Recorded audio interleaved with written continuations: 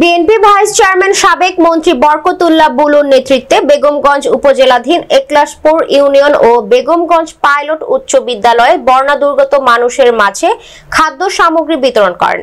এ সময় উপস্থিত ছিলেন নোয়াখালী জেলা বিএনপির সদস্য শামীমা বরকত লাকি, বেগমগঞ্জ উপজেলা বিএনপির সভাপতি কামাখ্যা চন্দ্র দাস, সাধারণ সম্পাদক মাহফুজুর রহমান আবেদ সহ উপজেলা পৌরসভা বিএনপি অঙ্গ ও সহযোগী সংগঠনের নেতৃবৃন্দ।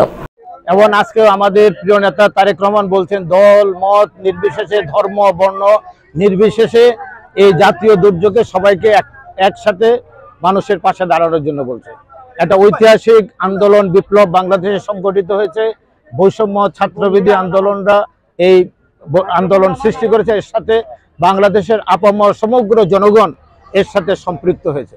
এই আন্দোলনের মধ্যে দিয়ে বিগত 17 বছর একটি স্বৈরাচার বিনা ভোটের সরকার বাংলাদেশে ছিল এবং ভারতের একটি লেজর ভিত্তিক নয়, শুধু বাংলাদেশকে অঙ্গরাজ্য বানানোর একটা প্রক্রিয়ার মধ্যে ছিলেন।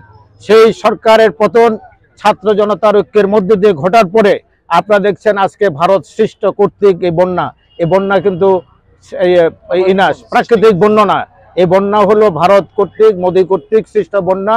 তার বান্ধবী শেখ হাসিনার বাংলাদেশ মানুষ তাকে প্রত্যাখ্যান করার পরে সে ভারতে আশ্রয় নিয়েছে। এই জন্য বাংলাদেশের মানুষের উপর এই প্রতিশোধ নিচ্ছে। 12টি জেলার মানুষ আজকে পানিবন্ধ, লক্ষ লক্ষ মানুষ আজকে পানিবন্ধ।